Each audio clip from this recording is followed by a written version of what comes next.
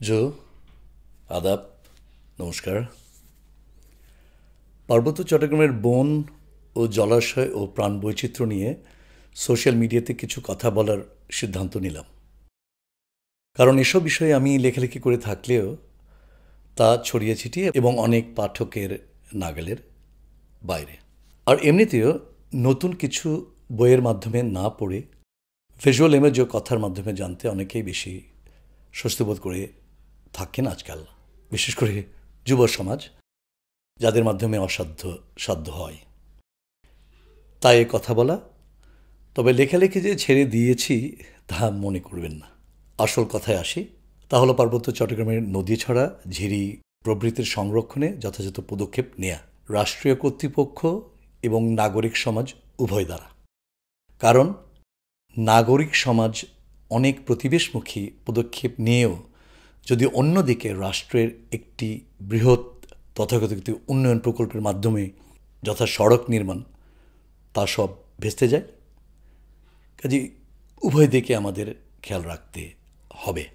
কাজে নাগরিক এবং রাষ্ট্র কী করছে, একে অপরের উল্টোর দিক থেকেও ভালো মন্দ বুঝে নিতে হবে। রাষ্ট্রের পরিবেশ ও প্রতিবেশমুখী নীতির বিপরীতে নাগরিকেরা মুনাফাকেন্দ্রিক কার্যকলাপের মাধ্যমে সেই নীতির উদ্দেশ্য অকার্যকর করে দিতে পারে, যথা ইটের ভাটায় প্রাকৃতিক বন থেকে লাকড়ি ব্যবহার করে। মূল আলোচনা অর্থাৎ নদী ছড়ার কথায় যাওয়ার আগে পার্বত্য চট্টগ্রামের বনভূমি ও অন্যান্য ভূমির প্রশাসনিক প্রকারভেদ, তার প্রশাসনের ও ব্যবস্থাপনার কর্তৃপক্ষসমূহ এবং এসব এলাকার জনমিতির বিষয়েও বলা দরকার। অর্থাৎ এখানে কে থাকে, তাদের জীবিকা কী, তাদের জীবনধারার সাথে পানি সম্পদ সংরক্ষণের সম্পর্ক কী, এগুলো নিয়ে। পাকিস্তান আমলের শেষান্ত থেকে বাংলাদেশের স্বাধীনতার পর 1990-এর দশক পর্যন্ত পার্বত্য চট্টগ্রামের 24% ভূমি, প্রায় 4 ভাগের 1 ভাগ, বন বিভাগের নিয়ন্ত্রণাধীন সংরক্ষিত বন বা রিজার্ভ ফরেস্ট হিসেবে প্রশাসিত ছিল। এই এলাকার প্রশাসনিক দায়িত্ব অর্পিত রয়েছে বন বিভাগের উপর। এই রিজার্ভ ফরেস্টে রাষ্ট্র কর্তৃক অন্য কারোর ভূমি অধিকারের স্বীকৃতি দেওয়া হয় না, যদিও এই এলাকাগুলোকে উপজেলা ও ইউনিয়ন প্রশাসনে অন্তর্ভুক্ত করা হয়েছে। অনুরূপভাবে এগুলো চাকমা ও বোমং সার্কেল নামক সনাতনী কর্তৃপক্ষের সীমানার মধ্যেও একই সাথে অন্তর্ভুক্ত রয়েছে, যেখানে কারবেরি নামক গ্রাম প্রধানের ভূমিকা বিদ্যমান। তারপর আরও কিছু ভূমি 1990 থেকে 2000-এর দশকে একতরফাভাবে গেজেট ঘোষণার মাধ্যমে রিজার্ভ ফরেস্টের পরিমাণকে পার্বত্য অঞ্চলের 27 বা 28% নিয়ে যাওয়া যায়। কিন্তু এই তথাকথিত নতুন রিজার্ভ ফরেস্টে যেমন প্রাণবৈচিত্র্যপূর্ণ প্রাকৃতিক বন নেই, বাকি অংশেও অর্থাৎ ব্রিটিশ আমলের পুরনো রিজার্ভ ফরেস্টের ক্ষেত্রেও অনুরূপ অবস্থা, কিছু ব্যতিক্রম ছাড়া। বিস্তারিত আলোচনায় পড়ে যাচ্ছি। এখন চলে আসি রিজার্ভ ফরেস্টের বাইরে পার্বত্য চট্টগ্রামের বাকি 4 ভাগের 3 ভাগের কথায়। এখানেও রয়েছে চাকমা সার্কেল, বোমং সার্কেল ও মং সার্কেল নামের সনাতনী প্রশাসনিক ব্যবস্থার মৌজা। মৌজার প্রধান হেডম্যান এবং গ্রামের প্রধান কারবারি। সার্কেলের প্রধান রাজা বা circle chief. Chittagong hill tracts regulation 1900-এর রুল 41A অনুসারে মৌজার বন ও অন্যান্য প্রাকৃতিক সম্পদ ব্যবস্থাপনার দায়িত্ব অর্পিত রয়েছে হেডম্যানের উপর। ব্রিটিশ আমলে একবার করে চাকমা ও মং সার্কেলের নারী রাজা বা রাজরানী ছিলেন। এছাড়া 3 সার্কেলের রাজারা পুরুষ, যেমন বর্তমানেও। অঞ্চলের 379 হেডম্যানের মধ্যে কেবল 18 জন নারী এবং 4000-এর অধিক কারবারিদের মধ্যে বর্তমানে 610 জন নারী রয়েছেন। এই মৌজা সার্কেল এলাকাসমূহের উপর প্রেক্ষিত অনুসারে জেলা পরিষদ ও ইউনিয়ন পরিষদ, ডেপুটি কমিশনার, ইউএনও প্রভৃতি কর্তৃপক্ষের এখতিয়ার থাকলেও মাঠ পর্যায়ে ভূমি, বন ও প্রাকৃতিক সম্পদ ব্যবস্থাপনা ও সংরক্ষণে হেডম্যান ও কারবারিদের ভূমিকাই সবচেয়ে প্রভাবশালী। সাধারণত হেডম্যানের লিখিত সুপারিশ ছাড়া জেলা ও অন্যান্য পর্যায়ের কর্তৃপক্ষ কর্তৃক ভূমি বন্দোবস্তি, ভূমির মালিকানা হস্তান্তর ও বনবাগানের গাছ কর্তন ও পরিবহনের পারমিট দেয়া হয় না। এখন আশা করি আমি কিছুটা হলেও ধারণা দিতে পেরেছি পার্বত্যাঞ্চলের ভূমি ব্যবস্থাপনার বিষয়ে রিজার্ভ ফরেস্ট ও মোজেস সার্কেল উভয় এলাকার ক্ষেত্রে। এটা জেনে রাখা দরকার এই কারণে যে উভয় এলাকা জুড়ে রয়েছে পার্বত্য চট্টগ্রামের প্রধান প্রধান নদীগুলো এবং চট্টগ্রাম বন্দরের মোহনার কর্ণফুলী নদী ছাড়া বাকি নদীগুলোর অধিকাংশের জন্মই পার্বত্য চট্টগ্রামে এবং বাংলাদেশে, এবং এসবের উৎস রয়েছে পাহাড়ি আদিবাসী জনগোষ্ঠী, বিশেষ করে জুম চাষী। পার্বত্য চট্টগ্রামের অপেক্ষাকৃত বড় নদীসমূহের অবস্থা ক্রমশ ক্ষয়িষ্ণু হচ্ছে, তাদের বুক কাদায় ভরে যাচ্ছে। বর্ষা মৌসুমে নদীগুলোর পাড় পেরিয়ে বন্যা হচ্ছে, বিশ্বাস করতে পারেন পার্বত্য এলাকায় বন্যা। শুকনো মৌসুমের আগে যেখানে লঞ্চ ও মোটর চালিত নৌকা চলত, এখন মাঝারি ও ছোট নৌকা চলে মাত্র। কৃষকদের ফসল বাজারজাতকরণে হচ্ছে প্রচুর সমস্যা। যেখানে কেবল নদীপথ রয়েছে এবং মোটরযানযোগ্য সড়ক নেই, সেখানে রোগীদেরকে চিকিৎসার জন্য জেলা উপজেলা সদরে নিয়ে যাওয়ার সময় অনেক ভোগান্তি পোহাতে হচ্ছে গ্রামবাসীর। চট্টগ্রাম রাঙামাটি মহাসড়কে অনেকে হয়তো কর্ণফুলী নদীর 3টি উপনদী দেখেছেন। ঘাগড়া ক্যান্টনমেন্টের পাশের ঘাগড়া নদী, তার 7-8 কিলোমিটার পর রানীরহাট ব্রিজের নিচে প্রবাহমান ইছামতি নদী এবং তার কিছু দূর পর হালদা ব্রিজের নিচে হালদা নদী। এর মধ্যে ঘাগড়া ও ইছামতি নদীর করুণ অবস্থা নিশ্চয়ই দেখেছেন অনেকে। জানে নদী নয়, নালা বা মরুভূমি, অন্তত শুষ্ক মৌসুমে। পক্ষান্তরে হালদাতে ফেব্রুয়ারি মার্চ মাসেও বেশ জলপ্রবাহ দেখা যায়। কেন আমি বলছি, আমার ছোটবেলায় আমার যতখানি মনে আছে, ঘাগড়া ও ইছামতিতে শীত ও বসন্তকালেও ছিল ভরপুর পানি। সেই কলরব আমার কানে বাজে। তারপর ঘাগড়া নদীর পাশে হলো ক্যান্টনমেন্ট, যেখানে ওর আশেপাশে নিরাপত্তার কারণে কোনো ঝোপঝাড় রাখা যাবে না। তার পাশে অভিবাসিত বাঙালি পরিবারের বসতি, তারা পাথর পেলে বিক্রি করে মাচার তাগিদে, লাকড়ির জন্য গাছ কাটে। আর তারা তো ঐতিহাসিকভাবে বনের সাথে সহাবস্থান করতে অভ্যস্ত নয়, কাজেই বন থাকবে কেমনে? পাছে মনে করেন আমি এতে যত দোষ নন্দঘোষ চর্চা করছি জাতিগত বা প্রতিষ্ঠানগতভাবে এক পেশে তথ্য বা বিশ্লেষণ দিয়ে, তাই একই নিঃশ্বাসে বলে ফেলি, এলাকার ভোগবাদী ও মুনাফলোভী পাহাড়ি জনগোষ্ঠীর মানুষ, বিশেষ করে তাদের ক্ষমতাশালী নেতৃবৃন্দের প্রতিবেশ বিরোধী ও জনবিরোধী ভূমিকাও ঘাগড়া নদীর শুকিয়ে যাওয়ার জন্য কম দায়ী নয়। এক হলো সেগুন গাছের মনোপ্লান্টেশন, আর আরেকটি হলো কন্ট্রাক্টরদের কাছে স্থানীয়দের পাথর বিক্রি। ভাগ্যিস এই রোগ বান্দরবানের কিছু অংশ ছাড়া পার্বত্যাঞ্চলের অন্যখানে বেশি সংক্রামিত হয়নি। এরকম পাথর ব্যবসার নাকি হিড়িক পড়েছে বান্দরবানের থানচি ও অন্যান্য এলাকাতে। অনুমান করতে পারেন এখানে কি অবস্থা?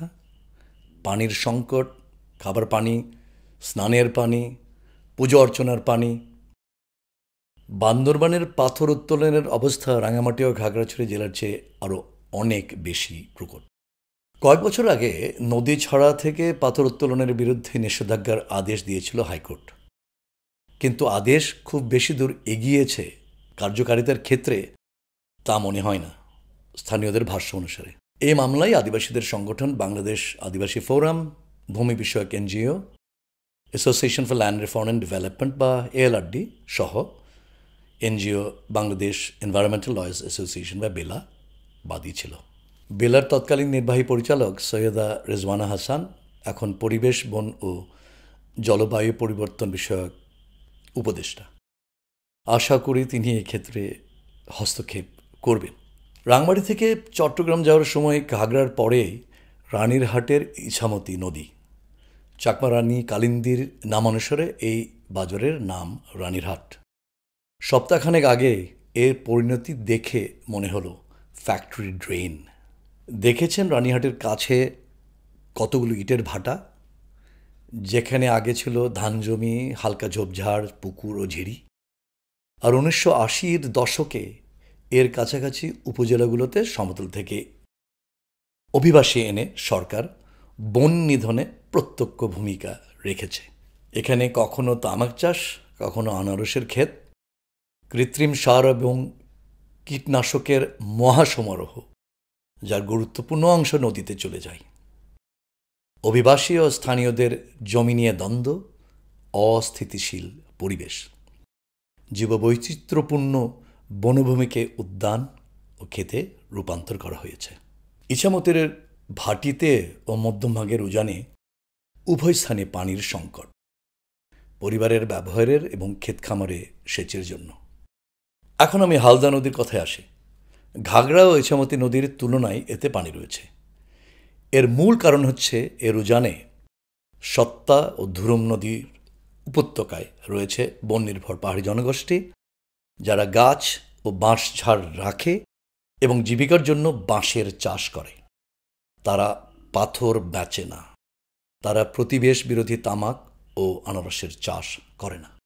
কিন্তু দুঃখের বিষয় হচ্ছে এই নদীর উজানে ফটিকছড়ি ও ডাব্বা ইউনিয়ন এলাকাতে শুষ্ক মৌসুমে আমি বিগত 3 বছরে 2-3 বার গিয়ে দেখেছি হালদার প্রধান উপনদী ধুরুম ও সত্তাতে পানির পরিমাণ ভাটির তুলনায় বেশ থাকলেও শুষ্ক মৌসুমে তা ক্রমশ কমে যাচ্ছে। কাজে এখানে সতর্ক হতে হবে। আমাদের খেয়ালে রাখতে হবে যে নদীকে সুস্থ রাখতে হলে তার পাড় রক্ষা করতে হবে, তার উপনদী ছড়া ও ঝিরি রক্ষা করতে হবে। সরকার আর অন্যত্রের মানুষ যাই করুক, স্থানীয়দের তাদের স্বার্থ রক্ষার্থেই এই পদক্ষেপসমূহ নিতেই হবে। নদীতে পানি না থাকলে বাজারে কেমন করে বাঁশ নিয়ে যাবেন বিক্রির জন্য কৃষকেরা? প্রয়োজনে তা আমি বলি, একলা চলো রে, যদি তোর ডাক শোনা কেউ নাই আসে তবে একলা চলো রে। কবিগুরুর এই কথাগুলো মেনে আমাদের নিজের অস্তিত্ব রক্ষা করতে হবে। পার্বত্য চট্টগ্রামের বর্তমানের 4টি বৃহত্তম রিজার্ভ ফরেস্ট নদীর নামে পরিচিত। চাকমা সার্কেল এলাকার কাসালং বা খাজালং রিজার্ভ, র্যাংখিয়ং রিজার্ভ এবং তার অপেক্ষাকৃত ছোট বোমং সার্কেলের মাতামৌরি ও সাঙ্গু রিজার্ভ। মাইনি রিজার্ভকে 1914 সালে রিজার্ভ করা হয়, যা বর্তমানের চাকমা সার্কেলের অন্তর্গত দীঘিনালা উপজেলা। এখানে চাকমা জনগোষ্ঠীর, ত্রিপুরা জনগোষ্ঠীর জনসংখ্যা এমনভাবে বাড়তে শুরু করলো যে ব্রিটিশ সরকার এই সিদ্ধান্ত মেনে নিল। আর মাইনি হেডওয়াটার রিজার্ভের সাথে পাকিস্তান আমলে কাসালং রিজার্ভকে অ্যামালগেমেট বা মিশিয়ে ফেলা হয়। অনুরূপভাবে র্যাংখিয়ং রিজার্ভের সাথে থেগা রিজার্ভ ও সুবলং হেডওয়াটার রিজার্ভকেও অ্যামালগেমেট করা হয়। আমি মনে করি এগুলো ভুল সিদ্ধান্ত ছিল, কারণ সংশ্লিষ্ট নদীর হেডওয়াটার রিজার্ভ চিহ্নিত থাকলে নদীর উৎসের বনাঞ্চলকে চলমানভাবে রক্ষা করার তাগিদ থাকে সরকারের মহলে যেমন স্থানীয়দের উদ্যোগেও। এখন উভয়েরই অস্তিত্ব দেখা পাওয়া যায় না। যখন এলাকাতে প্রবাহমান নদীর নামেই সংশ্লিষ্ট রিজার্ভ ফরেস্ট অভিহিত ছিল, তখনও থেগা রিজার্ভ এবং সুবলং হেডওয়াটার রিজার্ভ রক্ষা করা বেশ মুশকিল হয়ে যাচ্ছিল। এখন এসবের হদিশ ঘুচে গিয়ে স্থানীয় বাসিন্দা ও বন বিভাগের কর্মকর্তা উভয়ের তাগিদে নাড়া দেয়া কঠিন। চাকমা সার্কেল কর্তৃপক্ষ পুরাতন সুবলং রিজার্ভের মৌলিক সীমানাগুলো নির্ধারণ করেছে এবং তঙ্গা নামের এনজিও সহায়তা করেছে। এই এলাকার নির্বাণ গুহায় সহস্র বাদুড়ের আবাসস্থল রক্ষার্থে স্থানীয় অধিবাসীরা সংরক্ষণমূলক কাজ করে চলছে। এখানে সার্কেল ও তঙ্গা তাদের পার্টনার হিসেবে রয়েছে।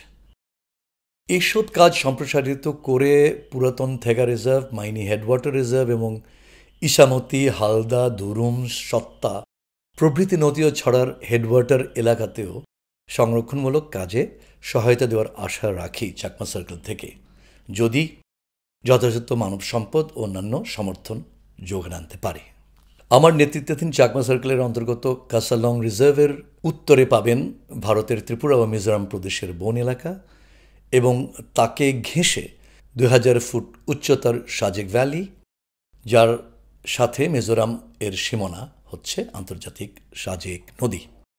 2022 সনের 20 থেকে 27 ফেব্রুয়ারিতে সাজেক ভ্যালি এবং কাছের কাছালং রিজার্ভের আপার কাছালং ভ্যালিতে আমি সফরে যাই। 6 দিন পায়ে হেঁটে এই সফরকালীন সময় গ্রামবাসীরা আমাকে বলল ইঁদুর বন্যা, মুরগি বন্যা ও কাঠবেড়ালি বন্যার কথা, বেঙ্গল টাইগারের কথা।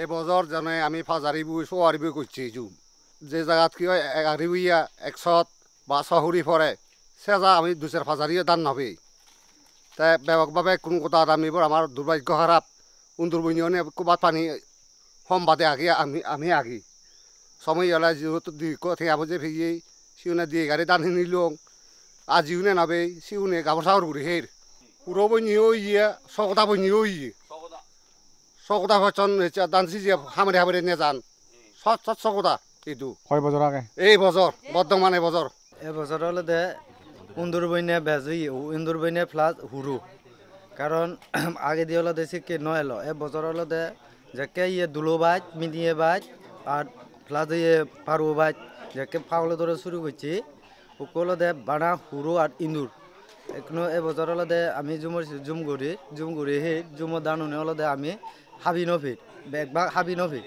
মানে যে একটা মানুষ যাকু আগে তারা একা একু করে হাবি পিউন আর যারা মানুষ হম আমরা দুঃখে মানুষ হমলে তারা হলো অর্ধেক রাগি নভারত একু করি মানে উন্দুরে আর হুরু সেই দণ্ডে হয় বানে হলো দে বিল্লি হলো দে বানা হুরু আর উন্দুরে সে জুমানি হলো দে আরো বড়ে নয় যায় আর কি হয় এবছর আমার উন্দুর বইনে চলেতে আর হুরু বইনি আর উন্দুর বইনি। 60-এর দশক পর্যন্ত পার্বত্য চট্টগ্রামে অনেক বেঙ্গল টাইগার ছিল, তবে ইদানিংকালে পার্বত্য চট্টগ্রামের এই বড় বাঘের অস্তিত্বের কথা কেবল সীমিতভাবে শোনা যায়।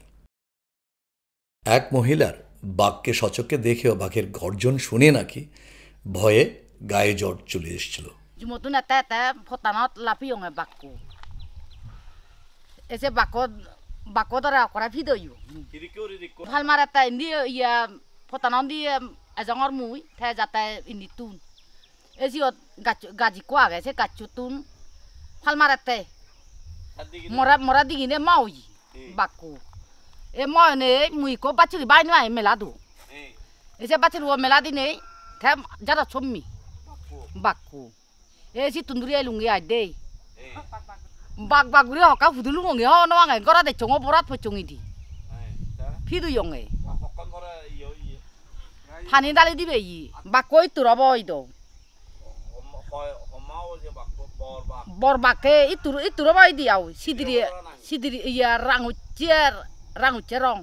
পূর্বিকার মাইনি হেডওয়াটার রিজার্ভ সম্বলিত বর্তমানের কাছালং রিজার্ভের একটা বিরাট অংশ 1960-এর দশকের প্রথম দিকে লংগুদু ও রাঙামাটি এলাকার স্থানান্তরিত চাকমা ও বাঙালি ধান চাষিদেরকে কর্ণফুলী জলাশয়ের বা কাপ্তাই লেকের সৃষ্টির কারণে পুনর্বাসনের জন্য রিজার্ভ করে বর্তমানের বাঘেছড়ি উপজেলার মৌজা সৃষ্টি করা হয়। তারপর 1980-এর দশকে এই রিজার্ভের দক্ষিণাংশকে সমতল জেলা থেকে স্থানান্তরিত বাঙালি পরিবার এনে, যাদের সাধারণত সেটলার বলা হয়, তাদের জন্য রিজার্ভ করে গুলশাখালী, আমতলী, খালাবাউজা ও গাদাসরা মৌজা সৃষ্টি করা হয়। পাকিস্তান আমলের শেষান্তে ও বাংলাদেশের স্বাধীনতা অর্জনের পর পর্যন্ত কাপ্তাই বাঁধের পাহাড়ি উদ্বাস্তু পরিবারের পুনর্বাসনের জন্য গুলশাখালী এলাকাকে রিজার্ভ করার দাবি জানানো হয়।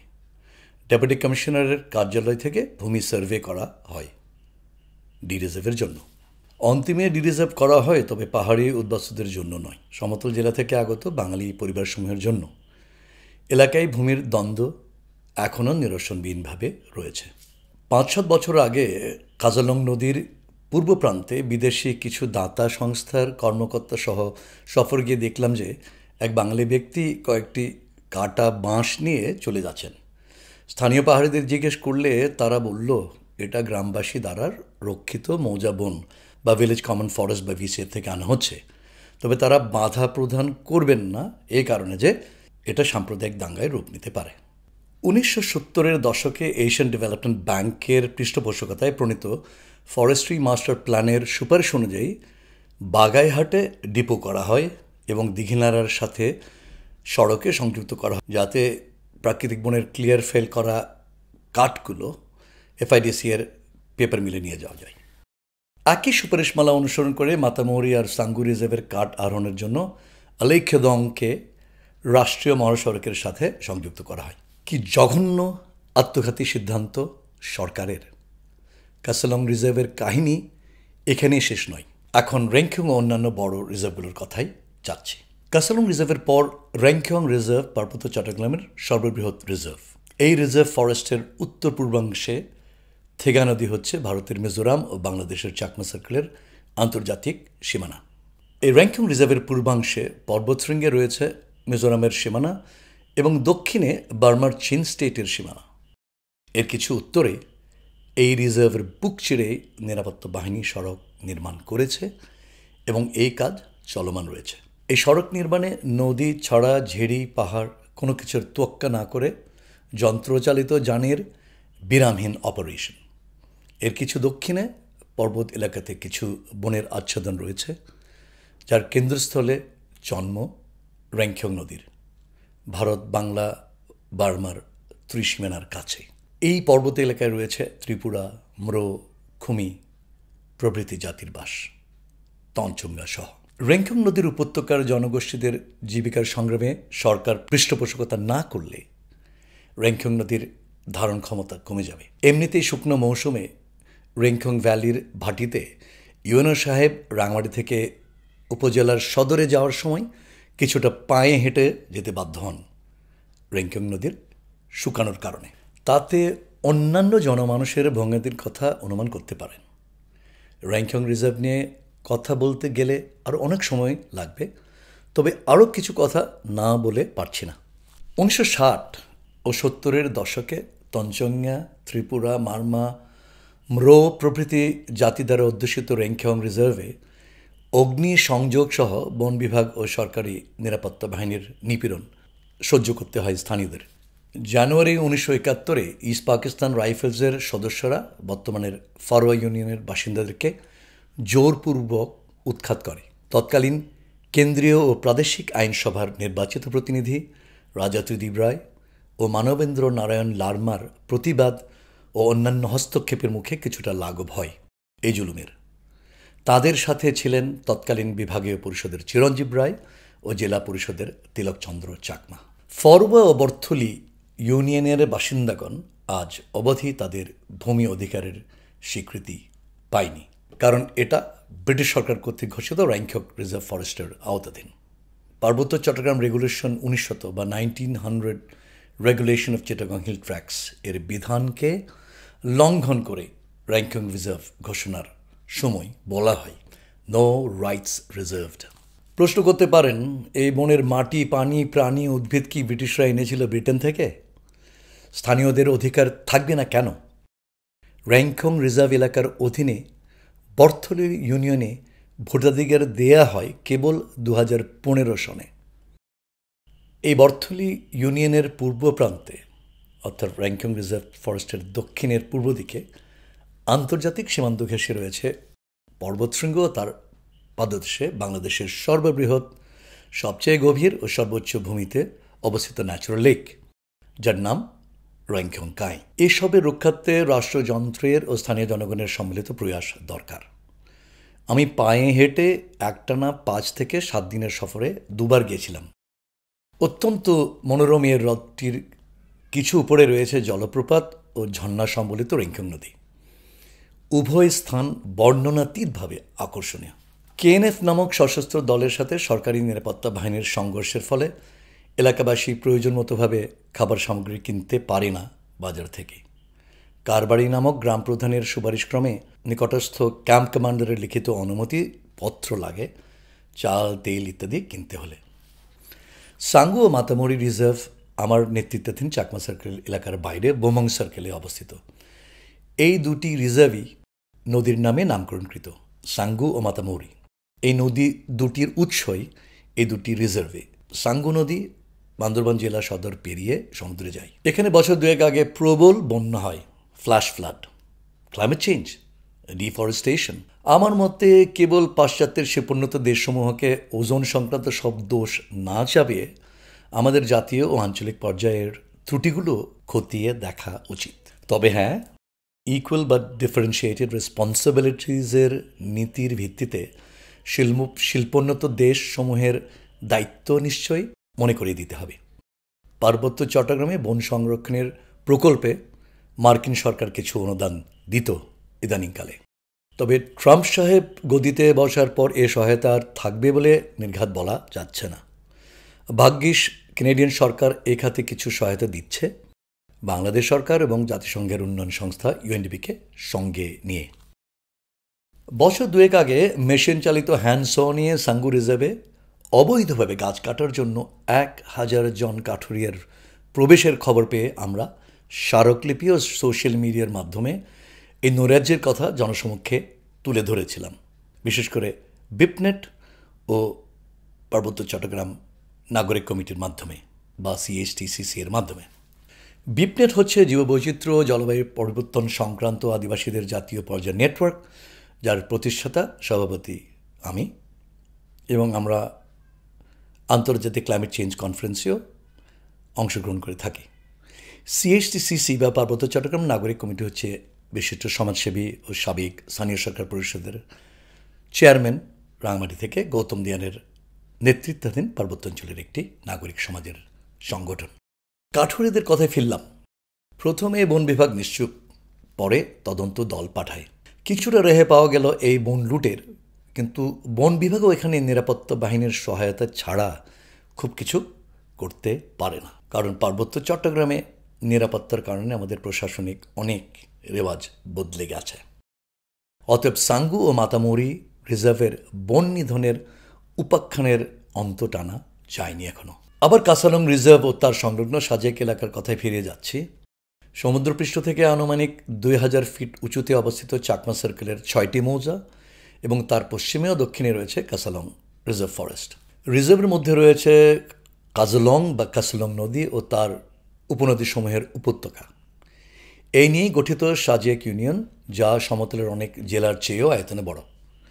মৌজার পর্বতশৃঙ্গের উঁচু অংশে থাকেন মূলত ত্রিপুরা ও পাংখুয়া জনগোষ্ঠী ও হাতে গোনা কয়েকজন লুসাই, এবং সাজেক নদীর পাড়ে চাকমা জনগোষ্ঠী। এলাকার বাকি লুসাইরা স্থায়ীভাবে পূর্ব দিকে ভারতের মিজোরাম রাজ্যে চলে গেছে। চাকমারা মূলত পর্বতমালার পূর্বে আন্তর্জাতিক নদী সাজেকের পাড়ে বসবাস করে, আর সাজেকের মৌজাসমূহের পশ্চিমে মাঝারি উচ্চতার পাহাড় এবং লালুখালু, মাসলং, নন্দরাম, গঙ্গারাম প্রভৃতি কাসালংয়ের উপনদীর তীরে রয়েছে চাকমা ও ত্রিপুরা জনগোষ্ঠী। বছর 3 আগে 6 দিনের পায়ে হাঁটা সফরে গিয়ে দেখলাম যে উত্তরের তুইচুই ও বেটলিং মৌজাতে কেবল রয়েছে উঁচু গর্জন গাছ সহ অন্যান্য উঁচু গাছ, লতা ও গুল্ম এবং কিছু বাঁশঝাড়। উত্তর পূর্বের রিজার্ভ অংশেও গর্জন গাছ সহ প্রাণবৈচিত্র্যময় বনাচ্ছাদিত এলাকা রয়েছে বলে শুনেছি। তবে ত্রিপুরা রাজ্যের সীমানা পর্যন্ত আমার যাওয়া হয়নি, যদিও মিজোরামের সীমান্ত পর্যন্ত গেছি। রিজার্ভ ও মৌজা মিলে এই এলাকাতে বছর 3 আগে 2টি আলাদা আলাদা ঘটনায় বেঙ্গল টাইগার দেখা যায়। এমন হতে পারে যে এই বড় বাঘগুলো সীমানার ওপারের মিজোরামের 550 বর্গ কিলোমিটারের ডাম্পা টাইগার রিজার্ভ থেকে এসছে। এই রিজার্ভ সরাসরি বেটলিং মৌজা ও নিকটের কাসালং রিজার্ভ ঘেঁষেই অবস্থিত। পশুপক্ষীর জন্য তো আর পাসপোর্ট ভিসা লাগে না।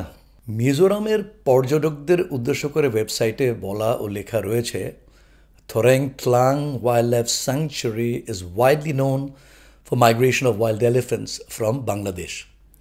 বাংলাদেশের বন্য হাতি মিজোরামে চলে যায়, কাজে একইভাবে ভারতীয় বেঙ্গল টাইগার হয়তো বাংলাদেশে এসছে। 2020-এ বাংলাদেশ ও ভারত এলিফ্যান্ট করিডোরের প্রোটোকল স্বাক্ষর করে।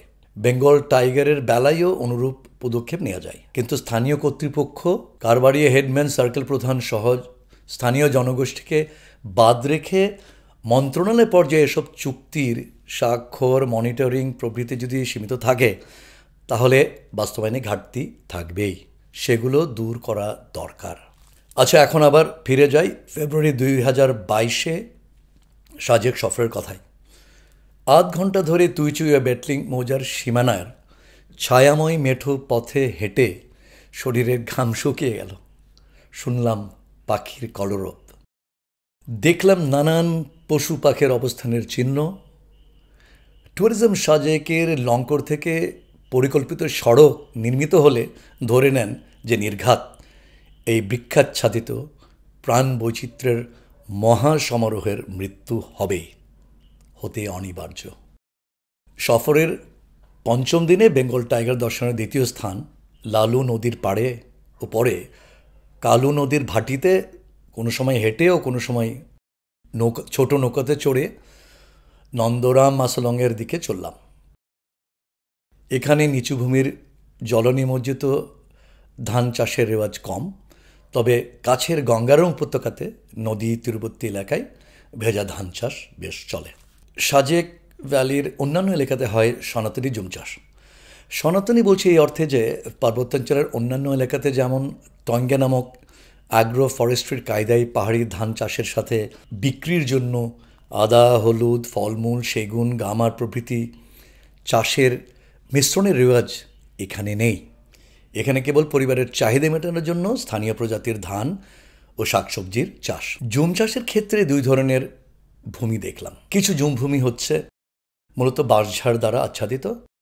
এখানে বন্যনিধনের ঝুঁকি নেই বললেই চলে, কারণ জুমের ফসল পাওয়ার পর 2-3 বছরে আবারও চাষকৃত জমিতে ভরপুর বাঁশঝাড় গজিয়ে ওঠে এবং কোনো সময় জুম খেতে খাদ্যের খোঁজে হাতি, হরিণ, শূকর, পাখি, অন্যান্য বন্যপ্রাণীর খেতে আগমনের পর তাদের মলের মাধ্যমে বিভিন্ন বীজ ত্যাগের ফলে নতুন গাছের চারাও গজায় এবং বাঁশ গাছ ও লতাগুল্মের সমন্বয়ে আবারও বন গড়ে ওঠে। অতএব বন নির্ভর জনগোষ্ঠীর জুম চাষ, শিকার, শাকসবজি আহরণ সব কিছু নিয়েই প্রাকৃতিক সম্পদ ব্যবহৃত, সংরক্ষিত ও ব্যবস্থিত, যা ইংরেজিতে বলা হয় হোলিস্টিক ফরেস্ট ম্যানেজমেন্ট। এটাই আমি বলবো বাংলায় স্থায়িত্বশীল জুম চাষ পদ্ধতি। অন্যদিকে রয়েছে যাকে আমি বলবো অস্থায়িত্বশীল জুম চাষ বা আনসাস্টেনেবল সুইডেন কাল্টিভেশন, যা খাড়া ভূমিতে মাঝারি আকৃতির গাছ কেটে করা হয়। বড় গাছ কাটার রেওয়াজ এখানে সাজেকে প্রায় অবর্তমান। বড় গাছ কাটতে কুড়াল দিয়ে অনেক শ্রম দিতে হয়। প্রয়োজন কি? গাছের বাজার তো এখানে নেই। তাছাড়া আঞ্চলিক রাজনৈতিক দলের বারণ রয়েছে বড় গাছ কাটার ও সেগুন বাগান করার বিষয়ে। কাজেই সরকার যদি এই জমিয়া কৃষকদেরকে স্থায়িত্বশীল জুম চাষ ও প্রতিবেশমুখী জীবনাচারে সহায়তা না দেয়, তাদের প্রতিবেশমুখী জীবনাচার পাল্টিয়ে প্রতিবেশ বিরোধী জীবনাচারে পরিণত হতে পারে। সময় কিন্তু গড়িয়ে চলেছে। পার্বত্য চট্টগ্রামের অন্যান্য এলাকার রিজার্ভ ফরেস্ট সমূহের সাথে এই সীমান্ত এলাকার প্রাণী ও উদ্ভিদ জগতের সমৃদ্ধির তুলনা হয় না। এটা চলে গেলে আর কিছুই রইল না। এই অধিকার বঞ্চিত মানুষেরা যারা কাসালং ও এর উপনদী এবং সাজেক নদীর হেডওয়াটার বনগুলো রক্ষা করছে এবং যাদের সিংহভাগ অভ্যন্তরীণ উদ্বাস্তু হিসেবে সরকারি টাস্কফোর্স কর্তৃক স্বীকৃত, তাদের বঞ্চনার সীমা নেই। তারা যে অঞ্চল ও দেশকে ইকোসিস্টেম সার্ভিস দিচ্ছে, তার জন্য তো তারা ক্লাইমেট চেঞ্জের বৈশ্বিক সম্মেলনের সিদ্ধান্তের পরিপ্রেক্ষিতে রাষ্ট্রীয় ও অন্যান্য উন্নয়ন সংস্থা থেকে উন্নয়ন সহযোগিতার দাবিদার। পর্বত পাহাড়ে নদী তীরবর্তী অনেক এলাকাতে পানীয় জলের সংকট রয়েছে। মাসালং বাজারের কাছে দেখলাম দূর থেকে কুয়া খুঁড়ে নারীরা পানি সংগ্রহ করছে। এর বছরখানেক আগে কেবল স্বদেশী অর্থায়নে সমর্থিত বিদ্যানন্দ ফাউন্ডেশন নামক সংগঠনের প্রধান কিশোর দাসকে অনুরোধ করেছিলাম এবং উনি ঝর্ণার পানি পর্বতমালার সাজেকের খগরাকিজিং নামক একটি গ্রামে সরবরাহের জন্য প্লাস্টিকের পাইপ ও ডিজেল চালিত পাম্প নিয়ে এসেছিলেন। আমরা তার ও তার সংগঠনের কাছে কৃতজ্ঞ। ওই যে বৃক্ষ আচ্ছাদিত ব্যাটলিং মৌজার কথা বললাম, তারও উত্তর পশ্চিমে ত্রিপুরা রাজ্যের ক্যাচম্যান ফরেস্ট ঘেঁষে কিছু গভীর বন রয়েছে। সম্ভবত পার্বত্য চট্টগ্রামের শেষ গভীর পাহাড়ি অরণ্য বা ফরেস্ট্রি বিজ্ঞানের ভাষায় হিল ফরেস্ট, যা সীমিত পর্যায়ে সিলেট ও সমতল জেলা চট্টগ্রামেও রয়েছে। হিল ফরেস্ট ছাড়া দেশের অন্যান্য প্রধান 2 প্রজাতির বন হল মধুপুরগড়ের সাল ফরেস্ট এবং দক্ষিণের উপকূলীয় অঞ্চলের ম্যানগ্রোভ ফরেস্ট। কাসালং রিজার্ভের উত্তর প্রান্তের এই গভীর বনও যে কদিন টিকে থাকবে এই হিল ফরেস্ট কে জানে। এসব এলাকার জংলি গয়াল, ভাল্লুক, 20 ফিট লম্বা অজগর সাপ, ধনেশ পাখি, 2 প্রকারের ধনেশ, জংলি মুরগি প্রভৃতির গল্প শুনেছি। ভয় হচ্ছে এগুলো কেবল গল্পে রয়ে যাবে কিনা। কাসালং রিজার্ভের এই মনোরম বনভূমি মরুভূমিতে রূপান্তরিত হবে এবং কাসলং নদীতে শুকনো মৌসুমে পানি প্রবাহ আরও কমে যাবে, এই ভয় হচ্ছে, এই আশঙ্কায় আছি। 70-এর দশক পর্যন্ত রাঙামাটি থেকে সরাসরি মোটর লঞ্চ দিয়ে সব মৌসুমে বাঘাছড়ি উপজেলা সদরের মারিশা মডেল টাউনে পৌঁছানো যেত। এখন শুকনো মৌসুমে সুবলং পেরিয়ে অর্ধেক পর্যন্তও যাওয়া যাচ্ছে না। চেঙ্গি নদীর অবস্থা আরও করুণ। পাকিস্তান আমলে রাঙামাটি থেকে সরাসরি খাগড়াছড়িতে লঞ্চ দিয়ে যাওয়া যেত, এখন এটা অসম্ভব। সমতল জেলা থেকে সরকারি পৃষ্ঠপোষকতায় লাখো লাখো বাঙালি কৃষক স্থানান্তরিত করে এই প্রতিবেশগত সমস্যা সরকার কর্তৃক আরও প্রকট করা হয়। মাইনী নদীর মধ্যম ভাগেও এই বসতি স্থাপনের ফলে নদীর অবস্থা ক্রমশ দুর্বল হয়ে পড়েছে। ভাগ্যিস মাইনী নদীর উজানে এখনও পাহাড়ি অধ্যুষিত গ্রাম রয়েছে, যেখানে বনের সাথে সহাবস্থানে বিশ্বাসী জনগোষ্ঠী রয়েছে। তারা না থাকতো মাইনী ভ্যালিতে এই পানির সংকট আরও প্রকট হতো। এখানে বেশিরভাগ ধান্য জমিতে মাত্র একটি ফসল পাওয়া যায়।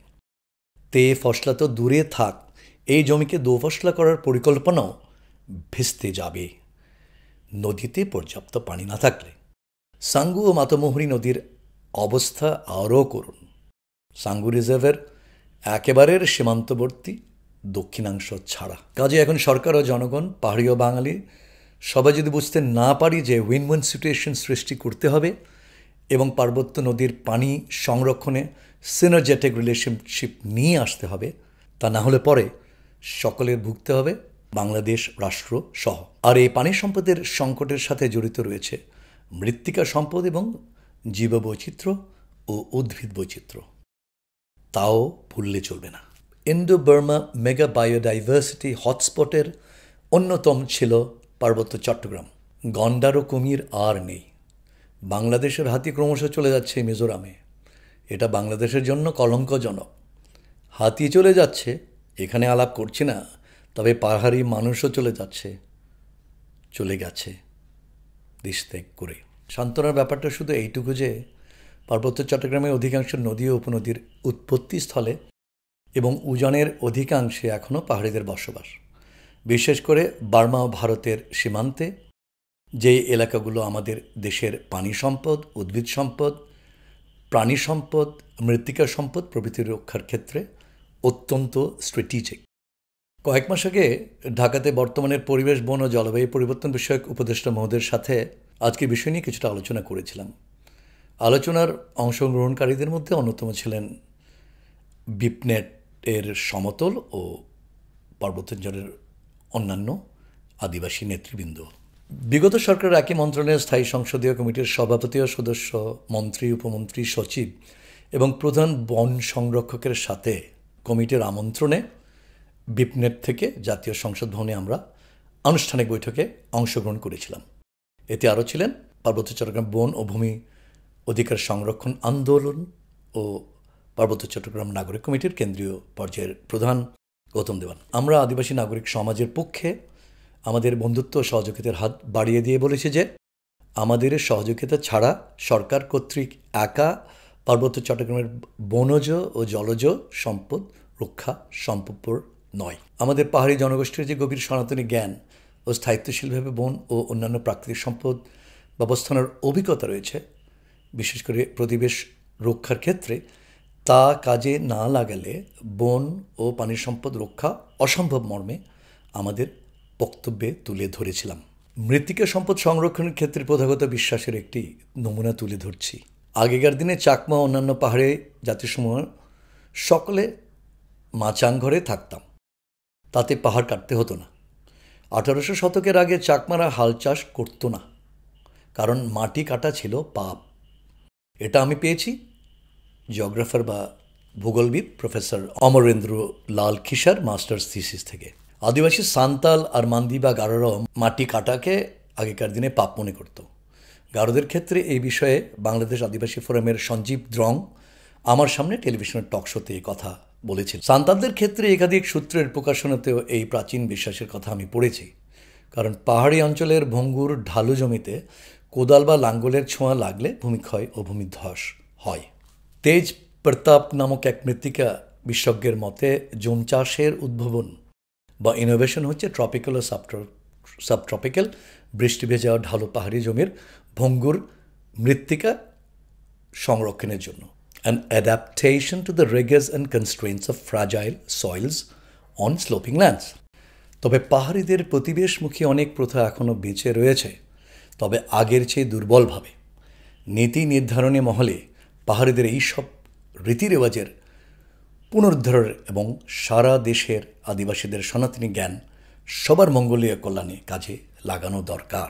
আমি অন্যখানেও বলেছি যে চাকমাদেরও কিছু অংশে ত্রিপুরাদের মধ্যে প্রচলিত রেওয়াজ ছিল যে ছড়াতে প্রাকৃতিক লবণ ব্যবহার না করা, আহরণ না করা, যাতে এগুলো বন্য হাতি, গয়াল, হরিণ প্রভৃতি পশুরা খেতে পারে এবং গৃহপালিত গবাদি পশু যেতে পারে।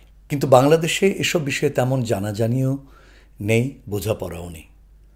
বাংলাদেশের বন, মৃত্তিকা, পানি ও প্রাণ বৈচিত্র্য রক্ষার যাত্রায় আদিবাসীরা কেবল প্যাসেঞ্জার হয়ে থাকলে পরিণতি কিন্তু ভয়ঙ্কর। মাটি না কাটার নিষেধাজ্ঞা পার্বত্য চট্টগ্রামের মানুষেরা কেবল আংশিকভাবেই মান্য করছে এখন, তাই ভোগান্তি দিতে হচ্ছে। ভূমিধসের ফলে মৃত্যু, ক্ষয়ক্ষতি চট্টগ্রাম আর পার্বত্য চট্টগ্রাম উভয় অঞ্চলে। তবে পাহাড়িদের প্রতিবেশমুখী অনেক প্রথা এখনও বেঁচে রয়েছে, তবে আগের চেয়ে দুর্বলভাবে। নীতি নির্ধারণী মহলে পাহাড়িদের এসব রীতিরেওয়াজ পুনরুদ্ধারের এবং সারা দেশের আদিবাসীদের সনাতনী জ্ঞান সবার মঙ্গলে ও কল্যাণে কাজে লাগানো দরকার। পৃথিবীর ভূমিজ জৈব বৈচিত্র্যের ৮০% আদিবাসী অধ্যুষিত এলাকায় রয়েছে। বাংলাদেশও এ ধারার বাইরে নয়। এটা কোইন্সিডেন্স নয়, এটা ঐতিহাসিকভাবে প্রমাণিত সত্য বা প্রামাণিক। Indigenous peoples and biodiversity and conservation is a symbiotic combination. আন্তর্জাতিকভাবে ক্লাইমেট চেঞ্জ মোকাবিলার ক্ষেত্রে ক্রমশ আদিবাসী জনগোষ্ঠীর এই ভূমিকার গুরুত্ব উপলব্ধি করা হচ্ছে। তবে বাংলাদেশে এসব বিষয়ে তেমন জানাজানিও নেই, বোঝাপড়াও নেই। বাংলাদেশের বন, মৃত্তিকা, পানি ও প্রাণ বৈচিত্র্যের রক্ষার যাত্রায় আদিবাসীরা কেবল প্যাসেঞ্জার হয়ে থাকলে পরিণতি কিন্তু ভয়ঙ্কর।